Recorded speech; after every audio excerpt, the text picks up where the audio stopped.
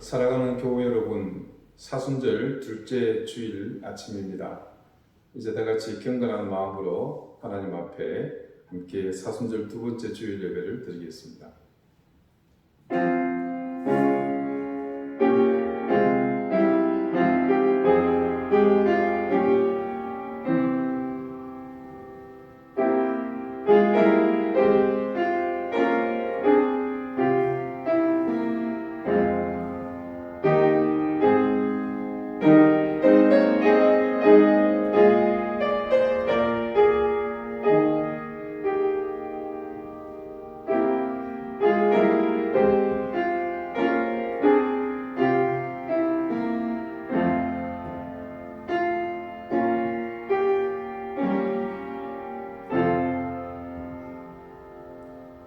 하나님이여, 주는 나의 하나님이시라. 내가 간절히 주를 찾되 물이 없어 마르고 황폐한 땅에서 내 영혼이 주를 갈망하며 내 육체가 주를 앙모하나이다.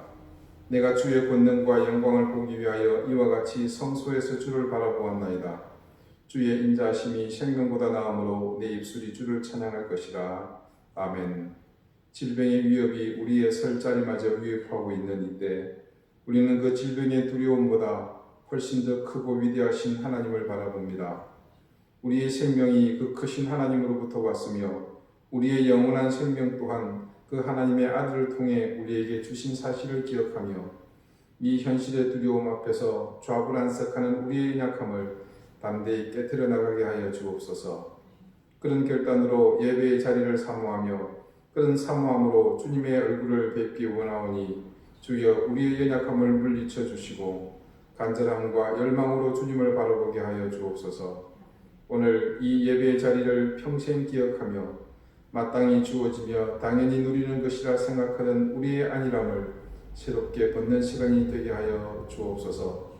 오늘 우리 모두 주님의 현현 앞에 고난의 십자가를 함께 바라보며 우리의 죄를 구속하시는 주님의 길을 함께 걷게 하여 주옵소서.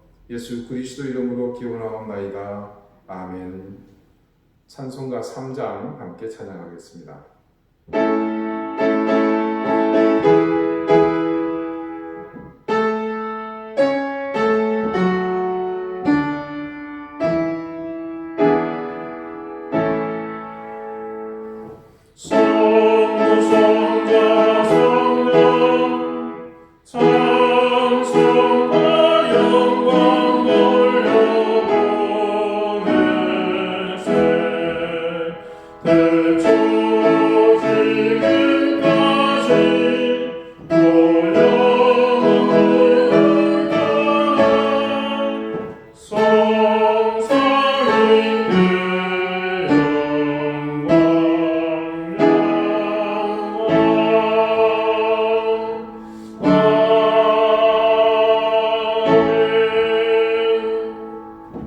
이제 다 함께 참여의 기도를 드리겠습니다.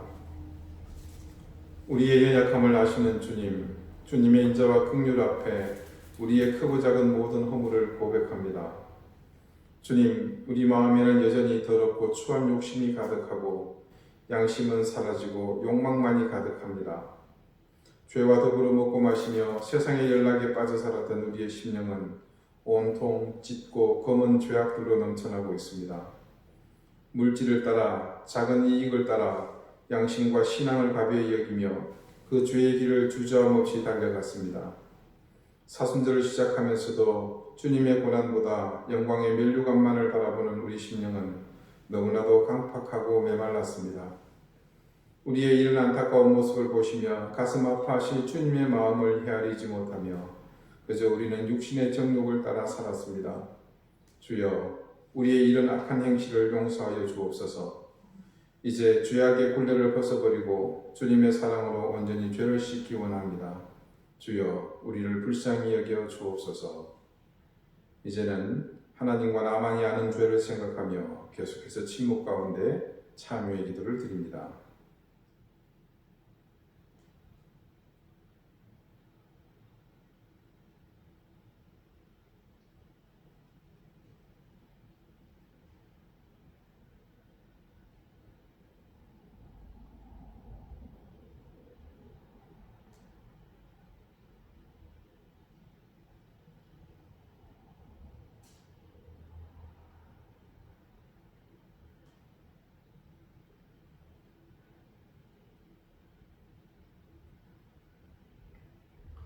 하나님께서는 자신의 부끄러운 죄를 솔직하게 고백하는 사람들에게 말씀하십니다. 여호와의 말씀이니라. 그날 그때에는 이스라엘의 죄악을 찾을지라도 없겠고 유다의 죄를 찾을지라도 찾아내지 못하리니 이는 내가 남긴 자를 용서할 것임이라. 아멘. 이제는 사도신경으로 우리의 신앙을 고백하오니 나는 전능하신 아버지 하나님 천지의 창조주를 믿습니다. 나는 그의 유일하신 아들 우리 주 예수 그리스도를 믿습니다.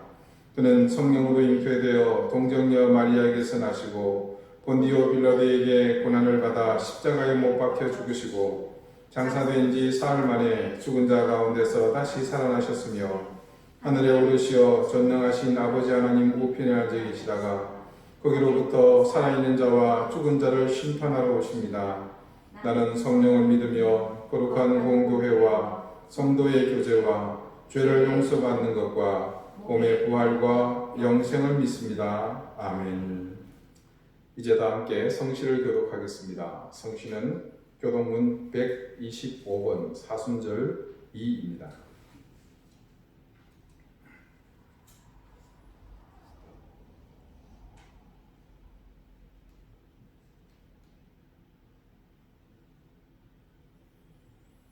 하나님이여 사슴이 시냇물을 찾기에 갈급함 같이 내 영혼이 주를 찾기에 갈급함이니이다.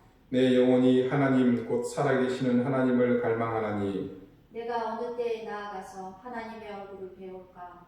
사람들이 종일 내게 하는 말이 내 하나님이 어디 있느냐 하오니 내 눈물이 주야로 내 음식이 되었도다.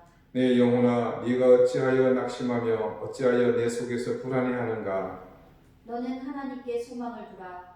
그가 나타나 도우심으로 말미암아 내가 여전히 찬송하리로다. 낮에는 여호와께서 그의 인자하심을 베푸시고 밤에는 그의 찬송이 내게 있어 생명의 하나님께 기도하리로다. 내 반석이신 하나님께 말하기를 어찌하여 나를 잊으셨나이까. 내가 어찌하여 원수의 악재로 말미암아 슬프게 다니나이까 하리로다. 내 뼈를 찌르는 칼같이 내 대적이 나를 비방하여 늘 내게 말하기를 내 하나님이 어디에 있느냐 하도다. 내 영혼아 네가 어찌하여 낙심하며 어찌하여 내 속에서 불안해하는가. 너는 하나님께 소망을 두라. 나는 그가 나타나 도우심으로 말미암아 내 하나님을 여전히 찬송하리로다. 아멘. 다 같이 기도드리겠습니다. 자비로우신 하나님, 하나님의 은혜와 사랑을 감사드립니다. 온통 세상이 코로나 바이러스 감염증으로 인해서 극한 고통과 공포 속에서 두려워 떨고 있는 가운데에도 하나님의 자녀들을 지켜주시고 은혜와 진리 가운데 품어주심을 아버지여 감사드립니다. 우리의 생명이 또 우리의 주권이 우리의 모든 삶이 하나님의 손 안에 있음을 다시 한번 기억하게 하시며 이 거대한 자연재해 앞에 우리의 나약함과 유한함 또 하나님 우리의 죄됨을 다시 한번 인식하며 하나님 앞에 더 깊이 엎드려가는 이 시간들 되도록 역사해 주시기를 기도합니다. 온 세계가 두려움에 떨고 있는 이 가운데 하나님 속히 저희를 건져내어 주시고 이 시간들이 빨리 지나가게 하시며 속히 백신과 치료제가 개발되어서 하나님 어둡고 두려운 이 세상 가운데 하나님의 선한 빛을 더하여 주시기를 기도합니다. 이때를 통하여 이 땅의 모든 주의 자녀들이 합심하여 기도하게 하시옵고 우리의 무릎으로 하나님의 자비를 구하며 하나님의 인자를 구하는 이 시간들 되도록 주여 역사하여 주시옵소서. 이 땅의 교회들이 이때를 하나님 바라보며 하나님의 뜻을 구분하게 도와주시옵고 더욱더 겸비하며 겸손함으로 하나님의 인도하심을 구하는 교회들 되게 하여 주시옵소서. 하나님 질병의 최일선에서 싸우고 있는 의료진들을 주님께서 기억해 주시고 그들의 헌신과 수고가 결코 헛되지 않도록 하시오며 그들의 희생과 성김을 바라보며 우리 그리스도인 된 하나님의 자녀들이 또 그 길에 함께 참여할 수 있도록 주님 저희를 이끌어 주시기를 기도합니다.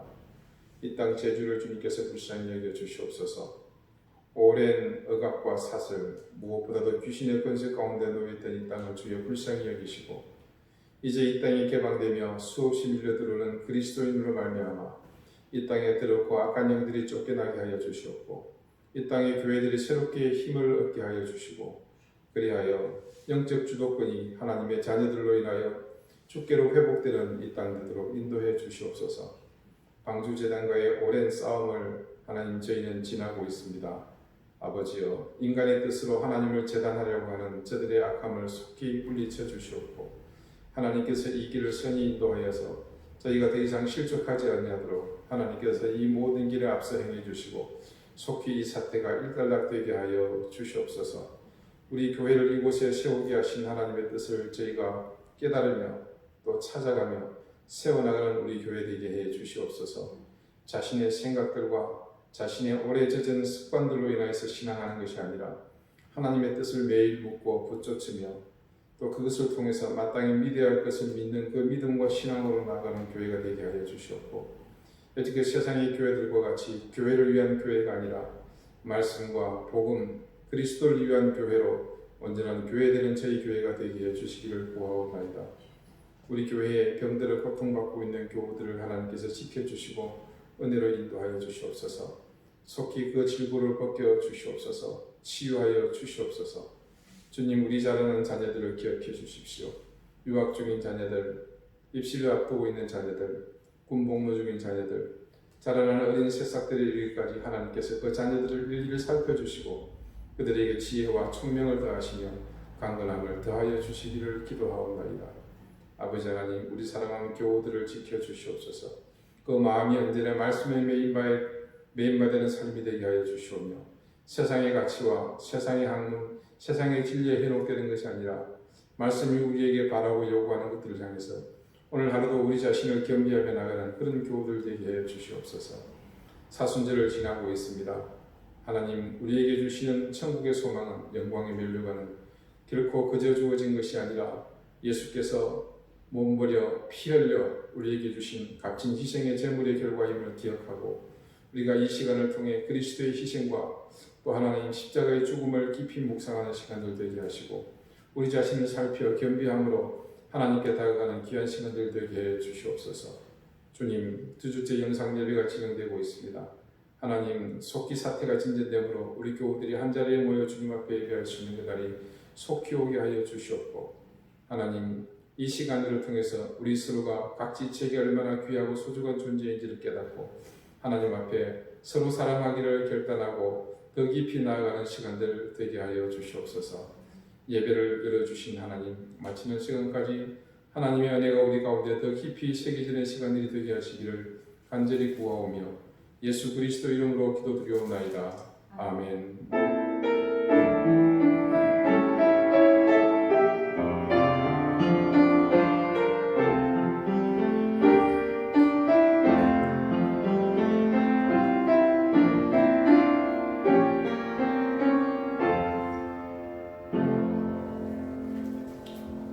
찬송가 21장 함께 찬송하겠습니다.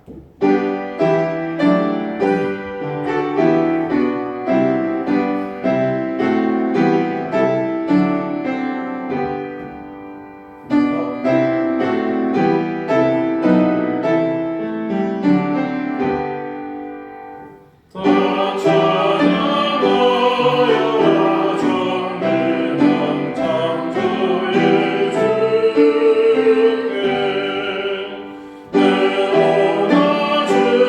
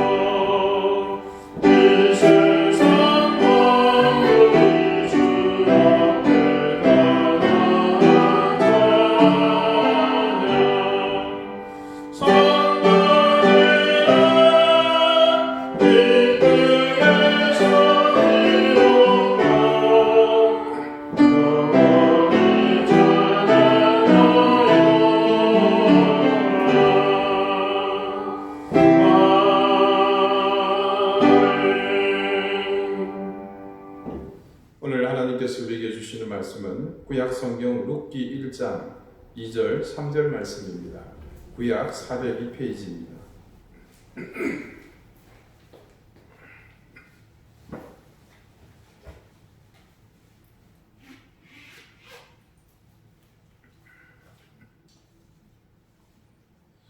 룻기 1장 2절 3절 말씀을 제가 읽겠습니다. 이제 다 같이 하나님의 말씀을 경청하십시오. 그 사람의 이름은 엘리멜렉이요 그의 아내의 이름은 나오미요 그의 두 아들의 이름은 말론과 기럧이니 유다 베들레헴 에브라 사람들이더라. 그들이 모압 지방에 들어가서 거기 살더니 나오미의 남편 엘리멜렉이 죽고 나오미와 그의 두 아들이 남았으며. 아멘. 하나님께서 이 말씀으로 우리에게 은혜 주시기를 원합니다. 성경 말씀에는 여러 곳에서 족보를 기록해 놓고 있는 것을 볼 수 있습니다. 대개는 이 족보가 성경에 있는 것에 대해 관심을 두지 않습니다. 하지만 우리의 관심 여부와 관계없이 이 족보가 성경 말씀 전체에서 차지하는 비중은 결코 작지 않습니다. 족보가 있다는 것은 그 인물이 실존했다는 것이고 그것은 곧 성경 전체 이야기가 모두 사실에 근거하고 있음을 뒷받침해주는 의미이기 때문입니다. 인류 최초의 족보는 이렇게 시작합니다. 역대상 1장 1절부터 4절까지의 말씀입니다. 아담, 셋, 에노스, 게남, 마할랄렐, 야렛, 에녹, 무두셀라, 라멕, 노아, 셈, 함과 야벳은 조상들이라. 그런데 이 족보가 가지는 의미 말고도요, 이 족보 속에 등장하는 역사적 실존 인물들의 이름이 가지는 의미는 더 그 의미가 큰 것을 알 수 있습니다. 가령 제일 첫 사람의 이름은 우리가 잘 알다시피 아담입니다. 아담의 특징은 다른 무엇보다 하나님이 직접 창조하신 첫 사람이라는 것에 의미가 있습니다. 이 아담이라는 말의 뜻은 사람입니다. 그런데 놀랍게도 이 아담이란 말의 어원이 어디서 시작되냐면 흙을 의미하는 아다마에서 유래한 것입니다. 무슨 말입니까? 인간이 하나님께 지음받았다는 것을 확인할 수 있는 말입니다. 다른 생물처럼 하나님이 말씀하시니 그대로 된 것이 아니라 직접 흙을 가지고 빚으셨다는 특별한 존재라는 것이 이 아담이라는 이름에 그대로 담겨 있습니다. 그 다음 이 아담의 두 아들 모두가 아담의 곁을 떠나죠. 먼저 둘째 아벨은 죽임을 당했습니다. 그 아들을 죽인 가인은 그 사실 때문에 또한 아담의 곁을 떠납니다. 그리고 그 가정해 주신 셋째 아들이 바로 셋입니다. 셋의 의미는 대치하다입니다. 팽팽한 긴장 상태로 서로 마주하고 있는 그런 대치가 아니고 무엇으로 대신하여 두다라는 의미의 그 대치입니다. 그 이름의 의미가 예사롭지 않습니다. 떠난 두 아들을 대신하여 그 아들 셋을 두었다는 의미가 바로 그 이름에 그대로 녹아 있습니다. 그런데 그 다음부터 나오는 자손들의 이름은 그 의미가 더 깊은 연관성을 가집니다. 셋의 아들의 이름은 에노스입니다. 에노스의 뜻은 치료가 불가능한 병든 상태나 심한 고통 가운데 있는 사람을 의미합니다. 이는 다른 말로 결국은 죽을 수밖에 없는 존재임을 뜻합니다.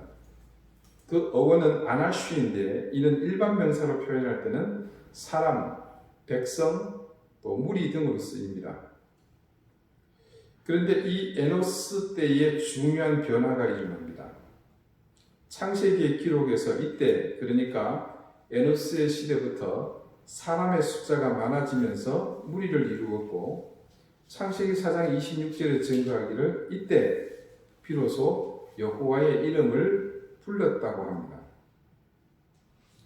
언제 이들이 여호와의 이름을 부른 것입니까?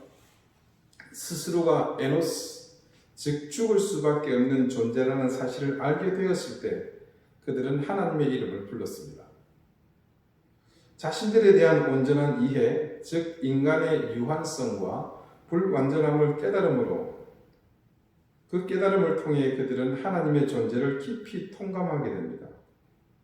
그래서 그런 존재를 향해서 그분의 이름을 불렀던 것입니다. 여호와의 이름을 불렀다. 이것을 다른 말로 어떻게 부릅니까? 네, 예배를 드렸다는 말입니다. 결국 에노시라는 이름은 한편으로는 하나님과 무관한 가인의 후예들이 세속적 삶을 영위하고 죄 가운데서 불경건하게 삶으로 세상에 죄가 넘쳐났다는 사실과 더불어 그런 현실 속에서도 하나님의 택한 백성이 믿음을 지키기 위해서 하나님의 이름을 부르는 예배 공동체로 모이기 시작했음을 가리키는 것이기에 이 에노스라는 이름은 굉장히 기념비적인 이름입니다. 자, 그 다음 에노스의 아들이 아닌 마할랄렐로 넘어갑니다. 이 이름은 찬양하다의 의미를 가진 마할랄과 하나님을 지칭하는 엘이 합쳐진 이름입니다. 그러니까 정확하게는 마할랄르 엘입니다. 자, 문자적으로는 그 이름이 가진 뜻은 하나님을 찬양한다는 의미입니다. 무슨 뜻이겠습니까? 인류 최초 하나님의 이름이 포함된 경건한 이름이 바로 이 마할랄렐인 것입니다. 자, 이는 에노스 때부터 시작된 예배가 지속되고 있음을 보여주는 중요한 증거가 되는 이름입니다. 이 마할랄렐의 아들의 이름은 야렛입니다. 야레드에서 파생된 말인데 그 뜻은 낮은 곳으로 내려가미라는 의미입니다. 당시 인구가 급증하면서 거주지가 이동되었음을 보여주는 일종의 그 당시의 사회 현상이 반영된 이름입니다. 그리고 그 다음이 이 야렛의 아들인 에녹입니다. 원래 에녹의 뜻은 창시하는, 또 시작된, 혹은 전수자, 선생이라는 의미의 하노트에서 파생된 말입니다. 죽음을 보지 않고 올려진 그의 이름이 가진 의미가 결코 예사롭지 않음을 알 수 있습니다. 그리고 주목해 보아야 할 이름이 바로 에녹의 아들인 무두셀라입니다. 그는 거의 1000년에 가까운 세월을 산 것으로 유명합니다. 그런데 그의 이름에도 역시 그 시대를 반영하는 의미가 담겨 있습니다. 이 무두셀라의 어원은 메투셀라흐입니다. 성인 남자를 말하는 마트와 칼이나 병기로 번역되는 쉘라의 합성어입니다. 자, 문자적으로는 이 병기를 든 사람, 칼을 든 사람으로 볼 수 있습니다. 언뜻 이 이름을 보면서 사냥꾼이 아닌가라는 생각을 할 수 있습니다. 하지만 노아 이전에는 사냥이라는 것은 아무 의미가 없었습니다. 왜냐하면 육식은 노아의 홍수 이후에 시작되었기 때문입니다. 사냥 자체가 사실은 없었던 것이죠. 이는 결국 자신을 방어하는 무기로 병기를 들었다는 의미가 됩니다. 그런 주장에 대한 근거는 창세기 4장에 기록된 말씀에서 찾을 수 있습니다. 이 창세기 4장에 아벨을 죽인 가인의 족보가 나옵니다. 그런데 그 족보의 끝에 다음과 같은 내용의 말씀이 증거되어 있습니다. 창세기 4장 23절입니다. 라멕이 아내들에게 이르되 아다와 실라여 내 목소리를 들으라. 라멕의 아내들이여 내 말을 들으라. 나의 상처로 말미암아 내가 사람을 죽였고 나의 상함으로 말미암아 소년을 죽였도다. 이 구절에서 느닷없이 라멕의 이름이 등장합니다. 바로 이 무두셀라의 아들이죠. 여기서 그는 처음으로 아내 둘을 취한 사람으로 등장합니다. 근데 말씀에 보면 그가 상처로 인해서 사람을 죽이고 마음이 상해서 소년들을 죽였다고 기록되어 있습니다. 이 라멕에게 상처를 주고 마음을 상해간 존재는 당연히 가인의 후예들입니다. 결국 무두셀라의 이름의 의미는 그의 아들 라멕의 기록으로 미루어 보건대 하나님을 대적하는 세력이 이미 그 당시에 세상에 넘쳐났고 그들의 위협이 이제 무기를 들고서 대항해야 할 상황까지 이르렀음을 여기서 짐작할 수 있습니다. 어쩌면 결국 이 라멕의 아들 노아 때의 홍수의 징조가 여기서 두드러지게 나타나기 시작했다고 봐야 할 것입니다. 그렇다면 과연 노아의 아버지인 라멕의 이름이 가진 의미는 무엇이겠습니까? 라멕의 어원은 라메크입니다. 그 뜻은 강한 자, 난폭한 사람이라는 의미입니다.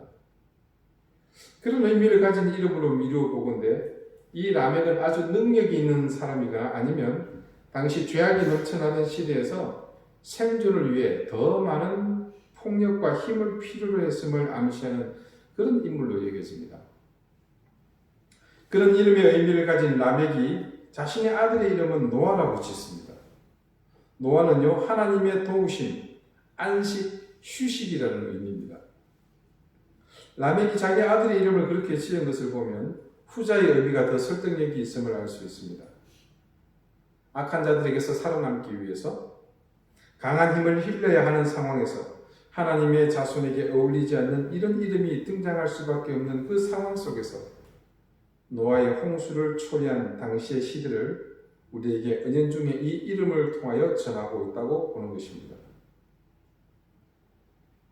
자, 노아라는 이름의 뜻이 뭐라고 했습니까? 하나님의 도우심, 또 안식, 휴식 그런 의미를 가지고 있는 동사 이 누아흐에서 유래된 말입니다. 그래서 원래 이름 발음을 따라하자면 노아흐 이렇게 부릅니다.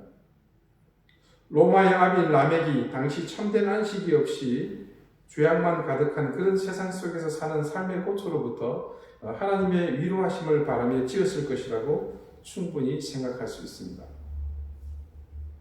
노아의 방주가 지어지게 된 데는 어느 날 갑자기 하나님이 보시기에 악해 보이니까 순간적으로 그렇게 작정한 것이 아니라 바로 이 노아의 선조들의 이름 속에서 하나님께서는 이미 오래전부터 작정하고 계셨음을 짐작할 수 있습니다.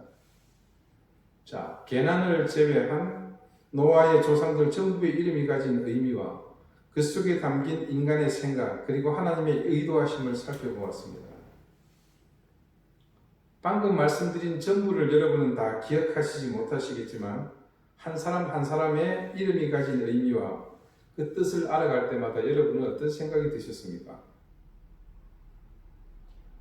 성서의 허구를 주장하는 많은 학자들이나 반기독교 세력들은 이 같은 내용을 두고서 성경의 허위와 의도적 편집을 주장합니다. 그러면서 성경이 가진 권위와 가치를 떨어뜨리려고 하고 있습니다. 그러나 그것은 단지 현상만을 두고서 평가하는 천박한 요설에 불과합니다. 대신 우리는 그 중심에 또 그들의 그 인생에 함께 하시는 하나님의 역사를 볼 수 있어야 합니다. 한 사람 한 사람의 이름 속에서 그 현장, 그 시대 가운데 하나님이 구체적으로 그들에게 역사하신 그 흔적을 볼 수 있고 또 하나님이 세상을 어떻게 이끌고 가시는지 그 속에 담겨진 하나님의 의지를 이루는 가장 큰 동력, 하나님의 사랑을 엿볼 수 있습니다. 오늘 본문의 말씀이 이렇게 시작합니다. 그 사람은 엘리멜렉이요 그의 아내는 나오미요 그의 두 아들은 말론과 기론이니 유다 베들레헴 에브라 사람이더라. 제가 다시 한번 읽어드리겠습니다. 그 사람의 이름은 엘리멜렉이요 그의 아내의 이름은 나오미요 그의 두 아들의 이름은 말론과 기론이니 유다 베들레헴 에브라 사람들이더라. 자, 여러분 제가 첫 번 읽어드렸던 말씀과 두 번째 반복해서 읽어드렸을 때 차이가 느껴지십니까? 다시 한번 읽어드리겠습니다. 이번에는 좀 주의해서 한번 들어보시기 바랍니다. 먼저 첫 번째입니다. 그 사람은 엘리멜렉이요 그의 아내는 나오미요 그의 두 아들은 말론과 기존이니 유다 베들레헴 에브라 사람이더라. 두 번째 읽어드리겠습니다. 그 사람의 이름은 엘리멜렉이요 그의 아내의 이름은 나오미요 그의 두 아들의 이름은 말론과 기존이니 유다 베들레헴 에브라 사람들이더라. 자, 이제 아시겠습니까? 네, 각각의 사람을 소개할 때 원래의 본문은 제가 두 번째 읽어드린 대로 필요 이상으로 이름이라는 말을 강조하는 것을 알 수 있습니다. 첫 번째 읽어드린 대로 그냥 이름이라는 말을 빼고 그렇게 기록해 내와도 누가 봐도 알 수 있는 구절입니다. 그런데도 그렇게 굳이 각각의 사람들 앞에 이름이라는 말을 넣어서 그 사람의 이름은 엘리멜렉이요 그의 아내의 이름은 나오미요 이렇게 이름이라는 말을 매 사람들마다 그 앞에 넣어서 강조한 의도가 도대체 뭘까요? 엘리멜렉과 아내 나오미 그리고 두 아들 말론과 기름 앞에 붙여진 이름에 해당하는 그 히브리어 쉔은 단순한 이름을 말하는 것이 아니라 어떤 기념비적인 사건이나 혹은 한 사람의 그 존재에 대한 정체성을 말하고자 할 때 사용하는 말입니다. 그래서 여기에 쉔을 각각의 이름 앞에 붙인 이유가 있는 겁니다. 그럼 그 이유가 뭘까요? 지금 그 사람들이 가진 이름에 뭔가 중요한 의미가 담겨져 있다는 것을 말합니다. 하나님께서 각각의 사람에게 그 이름을 통해 역사하시고 있으며 하나님은 동시에 그들의 그 이름으로 하나님을 향해 그 이름대로 인생을 살기를 기대하시는 바가 있다는 말이기도 합니다. 자, 이 가정의 가장인 엘리멜렉이라는 이름의 뜻은 나의 하나님은 왕이시다라는 의미를 가지고 있습니다. 여러분, 얼마나 복된 이름입니까? 그 사람은 하나님을 주권자로 믿고 사는 사람이라는 뜻입니다. 즉 자신의 인생의 주인이 하나님이시라는 너무나 선하고 복된 고백이 그의 이름이 가진 의미입니다. 그의 아내 나오미는 나의 기쁨, 나의 즐거움이라는 뜻입니다. 그녀에게 무엇이 그 인생에서 기쁨이며 즐거움이라는 말이겠습니까? 당연히 그 주체가 하나님일진데 그녀가 자신의 인생으로 살기 원하는 인생의 목적이 즉 하나님의 기쁨이요 하나님의 즐거움이 되는 인생이라는 의미 아니겠습니까? 그러니까 이 가정 엘리멜렉이나 나오미라는 이름은 하나님만을 주인으로 믿고 섬기는 이스라엘 백성과 하나님의 상징적인 관계를 가리키는 쉔이었습니다. 그런 이름이었던 것이죠. 기념비적인 이름. 그런데 지금 그들은 어떤 삶의 방식을 취했습니까? 어떤 행동을 하고 있죠? 엘리멜렉과 나오미라는 이름을 가지고 있다면 의당 하나님께서 복 주시기로 언약하신 땅 가나안 그 베들레헴에 머물면서 사는 것이 마땅한 일 아닙니까? 이 시대가 사사시대의 초기인 것을 보면 이제 막 이들이 이 땅에 정착하기 시작했다는 뜻이고 그 동네가 베들레헴이라는 이름을 가지게 된 것은 결코 우연이 아니라는 것도 알 수 있습니다. 이 두 사람이 가진 그 이름의 의미, 즉 하나님을 내 인생의 왕으로 모시고 살겠다는 그런 인생, 또 그리고 그런 남편의 삶, 하나님을 왕으로 모시고 사는 그 삶이 곧 나의 기쁨이요 즐거움이라는 고백으로 삶의 터전을 잡은 이들에게 과연 하나님께서는 가만히 계셨겠습니까? 이들의 이름은 어쩌면 베들레헴, 굶주리던 시절에 떡이 있는 집이라는 이름은 어쩌면 그런 고백으로 인생의 틀을 닦은 그들에게 주신 하나님의 은혜를 상징하는 이름이었을 가능성이 큽니다. 하지만 그들은 어느 순간부터 그렇게 하지 않았습니다. 단지 결심만 한 것이 아니라 삶의 방향을 바꿔버렸습니다. 그들의 이름이 전혀 의미가 없어지는 완전히 다른 삶을 선택했습니다. 엘리멜렉과 나오미는 자신들의 이름으로 사는 삶을 포기했습니다. 이 룻기를 기록한 기자가 그들의 불신앙과 배반을 강조하기 위해서 구절마다 단순히 이름만이 아닌 그들의 이름 쉔이 엘리멜렉이요 쉔이 나오미라는 것을 밝혀주고 있는 의도는 거기에 있다고 볼 것입니다. 어쩌면 하나님은 이 룻의 이야기를 기록하도록 하신 마음의 시작에 이 엘리멜렉과 나오미를 향한 깊은 배신감을 기록하도록 하신 것은 아닐까 하는 그런 생각까지 하게 됩니다. 이들의 선택, 즉 베들레헴을 버리고 모압을 향했다는 것은 단순히 자신들의 인생의 의미대로 사는 것을 포기했다는 그 사실만이 아니라 그들의 그 선택과 그에 따른 행위는 곧 자신들에게 그런 삶을 통해 은혜를 베푸셨던 하나님과의 단절을 포함하기 때문입니다. 신명기 5장 32절과 33절이 이렇게 증거하고 있습니다. 그런즉 너희 하나님 여호와께서 너희에게 명령하신 대로 너희는 삼가 행하여 좌로나 우로나 치우치지 말고 너희 하나님 여호와께서 너희에게 명령하신 모든 도를 행하라. 그리하면 너희가 살 것이요 복이 너희에게 있을 것이며 너희가 차지한 땅에서 너희의 날이 길리라. 자, 신명기가 전개하는 이 말씀의 중심은 한 가지입니다.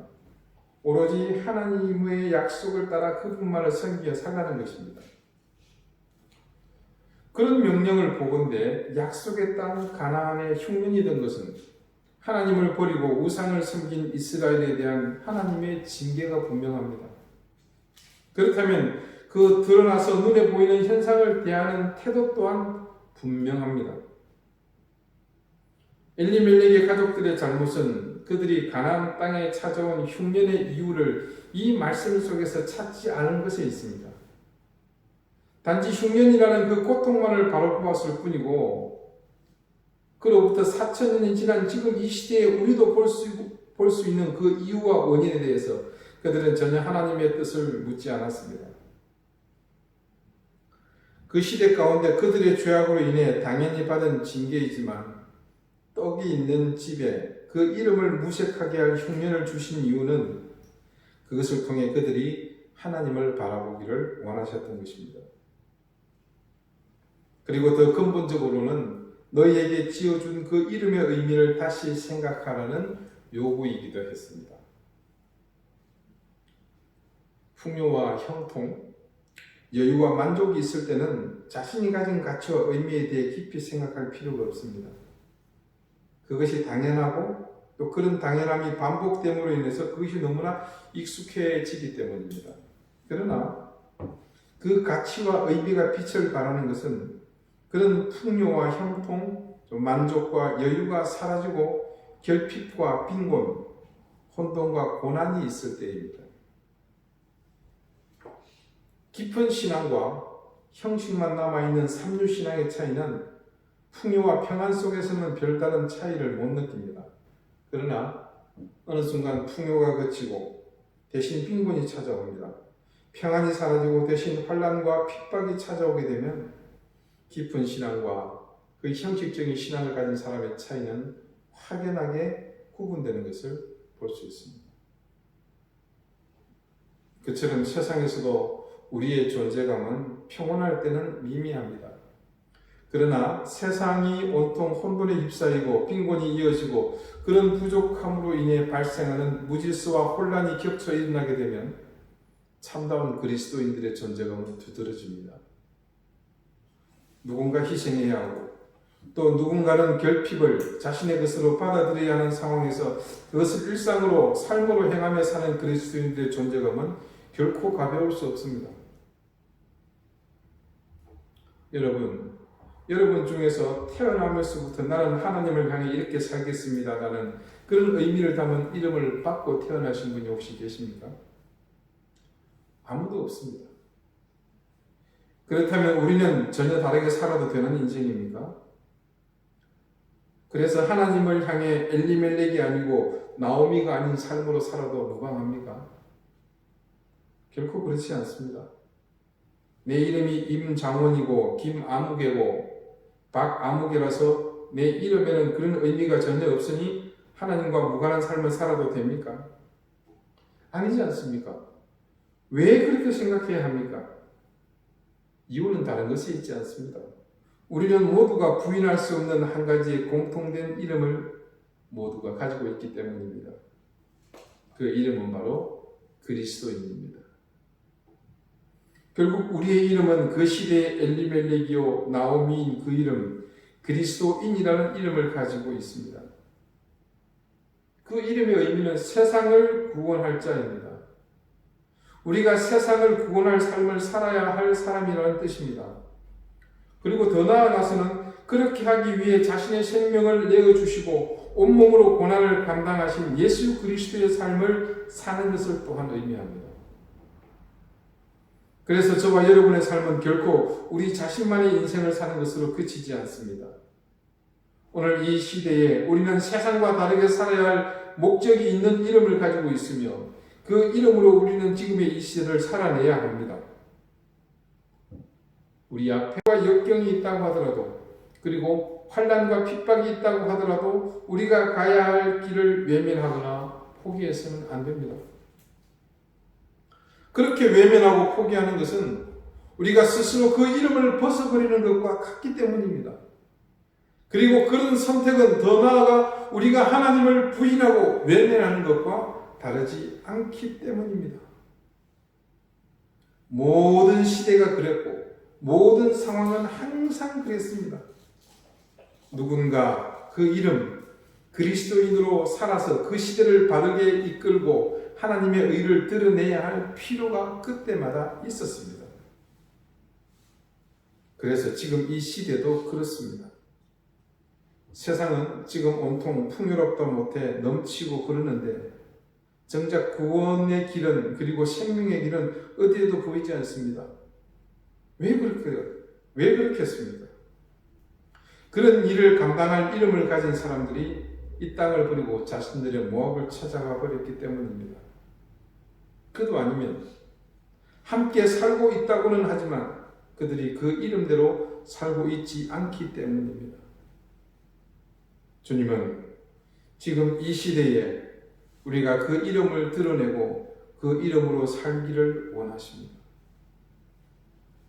지금 이 시대를 살리고 회복할 수 있는 유일한 희망은 그 이름밖에 없습니다. 그 이름만이 유일한 이 시대의 소망입니다. 사랑하는 여러분, 그리스도인, 우리에게 하나님이 주신 그 이름대로 우리 모두 세상의 희망으로 사십시다. 주님의 유일한 소망, 바로 우리가 그분의 소망이 되는 그 이름으로 사십시다. 주님은 지금 이 혼란과 고통의 시대에 그 혼란과 고통을 드러내 줄 그리스도인을 찾고 계십니다. 여러분, 우리가 바로 그 이름 그리스도인입니다. 기도드리시겠습니다. 주님, 우리가 이 시대의 엘리멜렉이요 나오미입니다. 그러나 우리 역시 그들처럼 베들레헴을 버리고 모압으로 가버린다면 이 세상은 더 이상 소망이 없습니다. 우리에게 이 시대의 엘리멜렉으로 나오미로 살도록 그리스도인이라는 이름을 주셨는데 이제 세상에 필요한 그 이름, 세상을 구원할 그 이름으로 우리가 살게 해 주십시오. 세상이 온통 신음하며 살아내기 위해 몸부림치는 그 현장으로 우리가 희망의 이름, 생명의 이름으로 살아내게 하시고 그 생명을 통해 하나님의 나라를 세워가게 해 주십시오. 온통 세상이 코로나 바이러스의 위협에 두려워 떨며 깊은 근심 속에 있습니다. 언제나 그랬지만 소망의 유일한 길은 주님께 있음을 알고 우리가 먼저 무릎 꿇고 기도하게 하시고 하나님의 자비를 구하는 자리에 먼저 나오게 해 주십시오. 이 시대에 주님께서 간절히 찾는 그 이름, 그리스도의 이름으로 우리가 온전히 살아가게 해 주십시오. 예수 그리스도 이름으로 기도드립니다. 아멘. 찬송 540장 함께 찬양하겠습니다.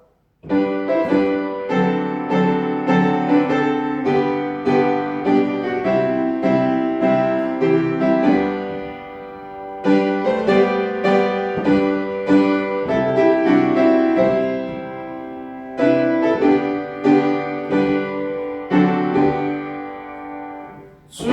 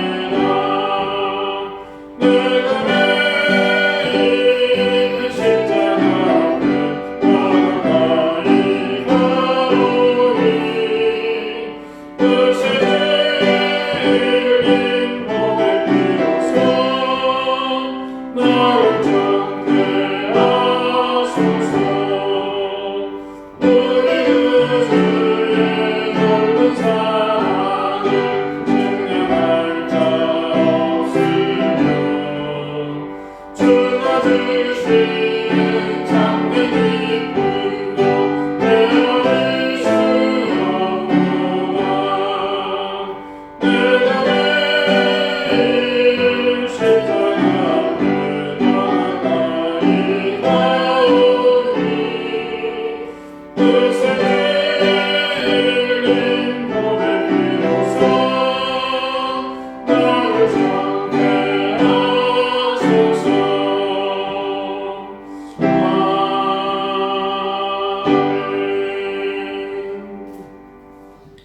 자비로우신 하나님 앞에 우리의 마음과 정성을 다해 예물을 드립니다. 우리에게 주신 모든 것이 하나님의 것이며 또한 하나님으로부터 말미암았음을 고백하는 그 고백을 이곳에 담아 구별하여 드리노니 주여 기쁘게 받아 주시옵소서. 드린 손길을 기억하시고 하늘의 신령한 은혜와 땅의 기름진 복을 더하시며 저들의 가정과 생업이 복을 얻게 하시고 귀한 자녀들이 하나님의 큰 은총 가운데 거하게 해 주십시오. 감사드리며 예수 그리스도의 이름으로 복은 기도드립니다. 아멘. 교회 소식을 알려드리겠습니다. 오늘은 사순절 두 번째 주일입니다. 지난주에 광고드린 것처럼 주님의 고난과 또 죽으심을 기억하면서 우리 자신을 살피고 겸비하며 주님의 고난에 동참하는 그런 시간이 되시기를 바랍니다. 각 교단과 총회 그리고 노회 또 우리 제주 지역도 있지만 교단 협의회 요청에 따라서 별도의 지침이 있기 전까지 당분간 주일 예배가 이 같은 형태로 지속되어야 될 것 같습니다. 그 점을 여러분이 주의하시고 비록 영상으로 예배를 드린다고 하지만 여러분이 이 시간만큼은 평상시 예배와 같이 복장을 단정히 하시고 구별되게 시간을 하나님 앞에 예배의 시간으로 드릴 수 있게 되기를 간절히 바라겠습니다. 혹여 여러분들이 이렇게 영상으로 예배 드린 것에 대해서 다양한 여러분의 의견들이 있을 줄 압니다. 그러나 성경의 근거에서 또 신학적인 어떤 그런 근거 속에는 이 예배가 결코 잘잘못을 따질 수 있는 그런 예배가 아님을 여러분 꼭 주지해 주시기 바랍니다. 예배당에 모여서 드리는 예배도 그것이 마땅한 예배고 또 부득이하게 이렇게 영상을 통해서 예배를 드리는 것도 여러분 그 예배가 결코 잘못된 것이 아님을 주지하시기 바랍니다. 단 여러분이 좀 주의를 요하는 것은 지금 세간에 떠드는 말 중에 예배가 중단되었다, 또 예배가 그쳤다 이런 얘기들 하게 되는데 그 용어는 잘못된 용어입니다. 예배의 방법이 조금 틀렸고 다르고 또 예배 장소가 다를 뿐이지 예배가 중단되었거나 그쳤다라는 그런 표현은 옳지 못한 표현임을 기억하시고 무엇보다도 속히 이 사태가 진정이 되고 또 모두들 정해진 예배당에서 함께 예배 드릴 수 있도록 기도로 함께 참여해 주시기 부탁을 드리겠습니다. 계속해서 알려드린 대로 주중에 교회 모임도 일체 저희가 당분간은 하지 않는 것 여러분 유념해 주시길 바라겠고요. 우리 교우들께서는 특별히 이 바이러스 감염에 특별히 주의를 기울이시기를 바라겠습니다. 우리 또 환우를 위해서 계속 기도해 주십시오. 유아숙 권사님, 전은수 집사님 어머니, 또 저스틴, 또 최현수 집사님 위해서 계속 여러분 기도해 주시기를 바라겠고요. 지난주도 광고를 드렸습니다만은 여러분 하나님께 드릴 헌금은 따로 구별해 두셨다가 저희가 예배당에 나올 때에 함께 드릴 수 있으면 좋겠고요. 또 여러분 우리 순서지 안내되어 있는 교회 계좌로 온라인으로 헌금을 하셔도 괜찮겠습니다. 이제 마지막 54장 찬송과 함께 찬양하겠습니다.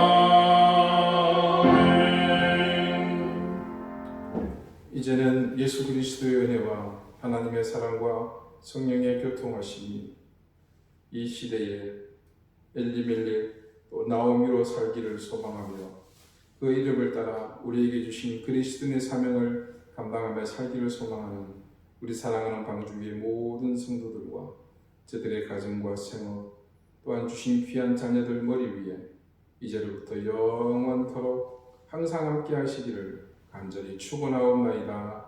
아멘.